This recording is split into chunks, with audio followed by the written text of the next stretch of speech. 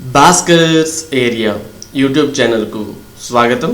ఈరోజు ఉన్నటువంటి విద్యా ఉద్యోగ సంబంధిత సమాచారంలోకి వెళ్తే, ఈరోజు జీతాలు పింఛన్లు కష్టమే, చేతిలో ఉన్నవి 500 కోట్లే, ఆత్మనిర్భర్ ప్యాకేజీ కింద నిధుల కోసం ఆర్బీఐకి లేఖ.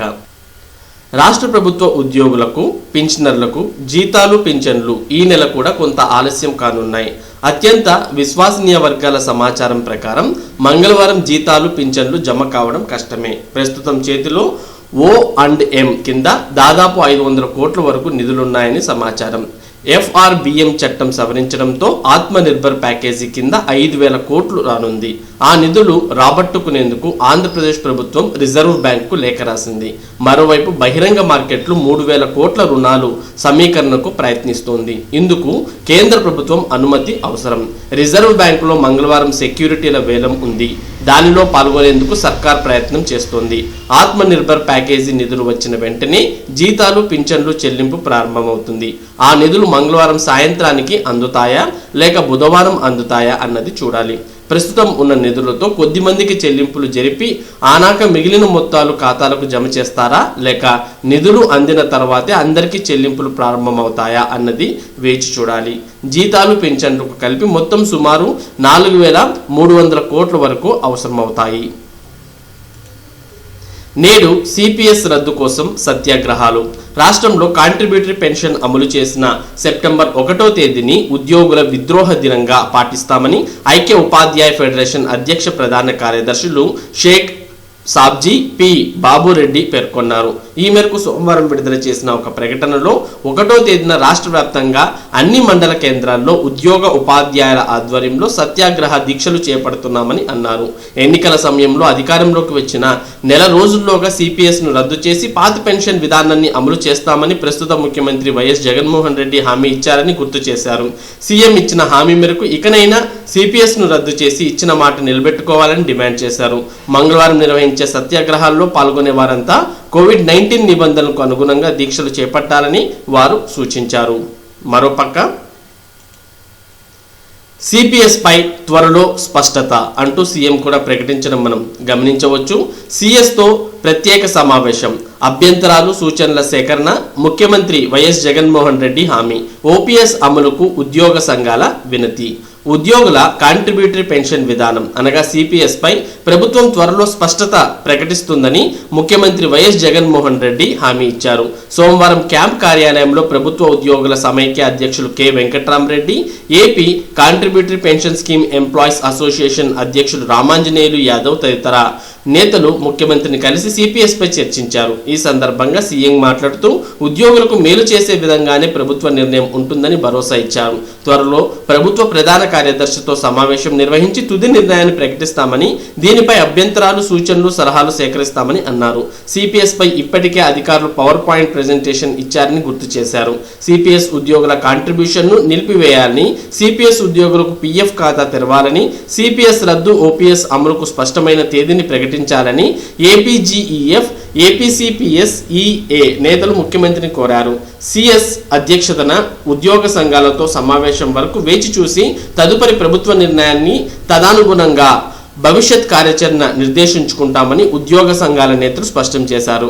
కార్యక్రమంలో ఏపీసీపీఎస్ఈఏ ప్రధాన కార్యదర్శి పఠాన్ బాజీ, ఆర్థిక కార్యదర్శి ఆర్ అప్పలరావు, అసోసియేట్ అధ్యక్షులు ఎంసి రామనరసింహ, కన్వీనర్ కోన దేవదాస్, గ్రంథాలయ సంస్థ రాష్ట్ర అధ్యక్షులు డాక్టర్ కల్లేపల్లి మధుసూదన్ రాజు, బీరం వెంకటరమణ, విశాఖ జిల్లా అధ్యక్షులు కె సతీష్ పాల్గొన్నారు.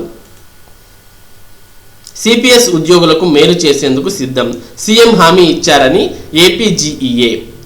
సిపిఎస్ ఉద్యోగులకు పూర్తి స్థాయిలో మేలు చేసేందుకు సిద్ధంగా ఉన్నామని సీఎం జగన్ హామీ ఇచ్చినట్లు ఏపీ ప్రభుత్వ ఉద్యోగుల సమైక్య చైర్మన్ వెంకట్రామరెడ్డి తెలిపారు. త్వరలో ప్రభుత్వ ప్రధాన కార్యదర్శితో సమావేశం ఏర్పాటు చేసి తమ వైఖరిని చెబుతామని వివరించారు. సిపిఎస్ ఎంప్లాయీస్ అసోసియేషన్ నేతలతో కలిసి వెంకట్రామరెడ్డి సోమవారం తాడేపల్లిలో సీఎంను కలిశారు. సిపిఎస్ను రద్దు చేయాలని, పాత విధానం అమలుకు స్పష్టమైన తేదీ ప్రకటించాలని కోరినట్లు ఓ ప్రకటనలో వారు తెలిపారు.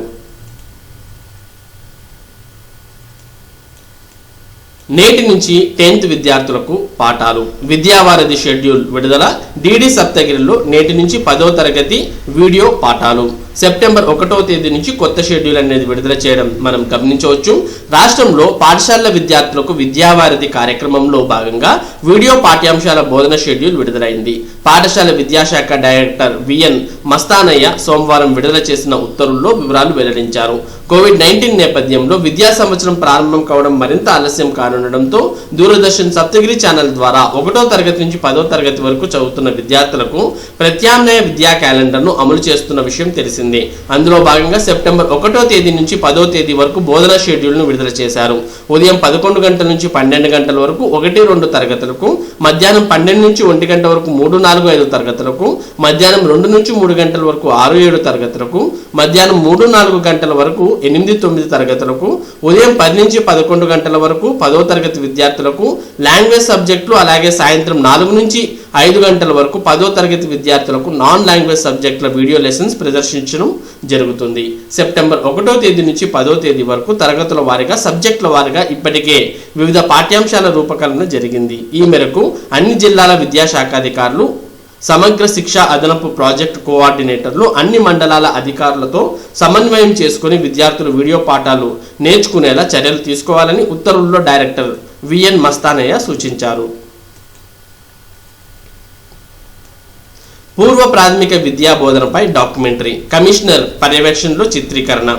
విద్యా వ్యవస్థను బలోపేతం చేసేలా ప్రభుత్వం అనేక చర్యలు తీసుకుంటుంది. అందులో భాగంగా వినూత్న ఆలోచనలతో చైతన్యాన్ని తీసుకొచ్చే కార్యక్రమాలు రూపొందిస్తోంది. ఈ నేపథ్యంలో తాజాగా పూర్వ ప్రాథమిక విద్య అనగా ఎల్కేజీ, యూకేజీను ఈ విద్యా సంవత్సరం నుంచి ప్రభుత్వ పాఠశాలల్లో అందుబాటులోకి తెచ్చేందుకు విద్యాశాఖ సన్నద్ధమవుతోంది. ఈ సందర్భంగా చిన్నారులకు పూర్వ ప్రాథమిక విద్యను అందించేందుకు చేపట్టే చర్యలపై ఒక డాక్యుమెంటరీని రూపొందిస్తోంది. పాఠశాల విద్యాశాఖ కమిషనర్ వాడ్రేపు చినవీరభద్రుడు పర్యవేక్షణలో కృష్ణా జిల్లా కంకిపాడు ప్రాథమిక పాఠశాల ఆవరణలో సోమవారం డాక్యుమెంటరీ చిత్రీకరణ జరిగింది. ఆయన మాట్లాడుతూ పూర్వ ప్రాథమిక విద్యలో భాగంగా అంగన్వాడీ ఉపాధ్యాయులు చిన్నారులకు మాతృభాషతో పాటు ఆంగ్లాన్ని సులభంగా బోధించే పద్ధతులు ఈ డాక్యుమెంటరీలో ఉంటాయని తెలిపారు. కార్యక్రమంలో SCERT director B Pratap Reddy, సిబ్బంది పాల్గొన్నారు. 11న జేఈ మెయిన్స్ ఫలితాలు. నేటి నుంచి పరీక్షలు ఏర్పాట్లు పూర్తి చేసిన ఎన్టీఏ. అక్టోబర్ 6 నుంచి ఐఐటి, ఎన్ఐటీల్లో ప్రవేశాలు. 1వ తేదీ అనగా నేటి నుంచి 6వ తేదీ వరకు జేఈ మెయిన్ పరీక్షను నిర్వహించేందుకు నేషనల్ టెస్టింగ్ ఏజెన్సీ ఎన్టీఏ అన్ని ఏర్పాట్లు పూర్తి చేసింది. మొదటి రోజు బ్యాచిలర్ ఆఫ్ ఆర్కిటెక్చర్లో ప్రవేశాల కోసం జేఈ మెయిన్ను, 2 నుంచి 6వ తేదీ వరకు బీటెక్లో ప్రవేశాల కోసం జేఈ మెయిన్ను నిర్వహించేలా చర్యలు చేపట్టింది. దేశవ్యాప్తంగా 660 కేంద్రాల్లో నిర్వహించే ఈ పరీక్షలకు 8,58,273 మంది హాజరు కానున్నారు. ఏపీలో ఏర్పాటు చేసిన 52 కేంద్రాల్లో 82,748 మంది విద్యార్థులు హాజరు కానున్నారు. విద్యార్థుల హాల్ టికెట్లతో పాటు ఏదైనా గుర్తింపు కార్డు, పాస్పోర్ట్ సైజ్ ఫోటో వెంట తెచ్చుకోవాలి. ఈ పరీక్షల ఫలితాలను ఈ నెల 11వ తేదీలోగా విడుదల చేయనున్నారు. 12వ తేదీ నుంచి జేఈ అడ్వాన్స్ రిజిస్ట్రేషన్లు ప్రారంభించి ఫలితాలను అక్టోబర్ 5న ప్రకటిస్తారు. ఐఐటీలు, ఎన్ఐటీల్లో ప్రవేశాల ప్రక్రియను అక్టోబర్ 6 నుంచి ప్రారంభించేందుకు చర్యలు చేపట్టాలని కేంద్రం నిర్ణయించింది.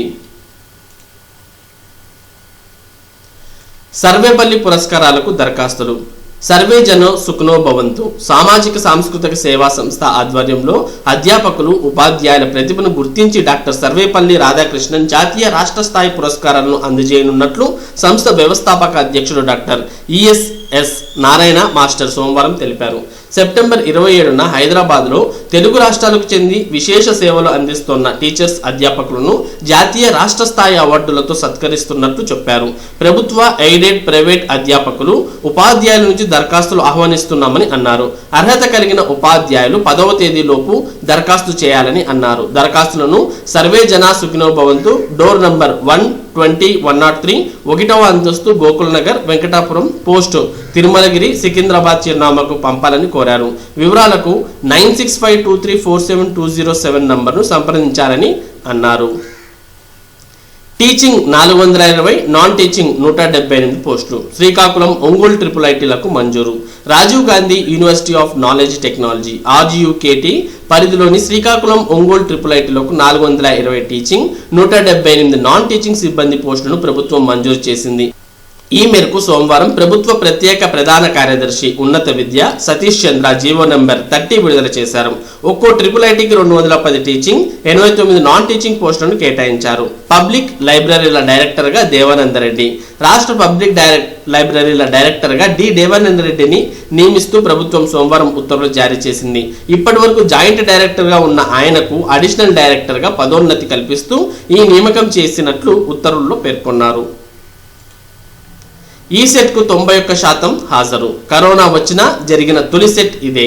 పాలిటెక్నిక్ BSc గణితం పూర్తయిన విద్యార్థులు బీటెక్ బి ఫార్మసీలో 2వ ఏడాదిలో ప్రవేశానికి సోమవారం 2 తెలుగు రాష్ట్రాల్లో నిర్వహించిన తెలంగాణ ఈ సెట్ కు 90.83% మంది హాజరయ్యారు. రాష్ట్రంలో కరోనా సమయంలో జరిగిన మొదటి పరీక్ష ఇదే. తెలంగాణలో 14 నగరాలు, పట్టణాలు, ఏపీలో 4 నగరాల్లో పరీక్షలు నిర్వహించారు. 28,016 మంది దరఖాస్తు చేసుకోగా 25,448 మంది పరీక్షకు హాజరయ్యారు. Kgbvలో 4లోగా రిపోర్ట్ చేయాలి. కస్తూరిబా గాంధీ బాలికల విద్యాలయాల్లో 6వ తరగతిలో ప్రవేశాలకు 7-8 తరగతుల్లో మిగిలిన సీట్లకు ఎంపికైన విద్యార్థులు సెప్టెంబర్ 4వ తేదీలోగా రిపోర్ట్ చేయాలని సమగ్ర శిక్ష రాష్ట్ర సంచాలకులు వెట్రిసెల్వి తెలిపారు. ఎంపికైన విద్యార్థుల సెల్ ఫోన్ కు సమాచారం అందిస్తామని, సంబంధిత Kgbvలో ప్రత్యేక అధికారులను కలిసి ధ్రువపత్రాలు అందించాలని సోమవారం ఓ ప్రకటనలో పేర్కొన్నారు. సందేహాలుంటే 9412700999 9494383617 నంబర్లపై సంప్రదించాలని సూచించారు. మరి ఇవి ఈరోజు ఉన్నటువంటి విద్యా ఉద్యోగ సంబంధిత సమాచారం. ఇటువంటి ముఖ్యమైన సమాచారాన్ని భాస్కర్స్ ఏరియా మీకు ప్రతిరోజు అందించడం జరుగుతుంది. మరి ఈ సమాచారం మీరు పొందడానికి మన భాస్కర్స్ ఏరియా ఛానల్కు సబ్స్క్రైబ్ అవ్వండి. Thank you for watching this video.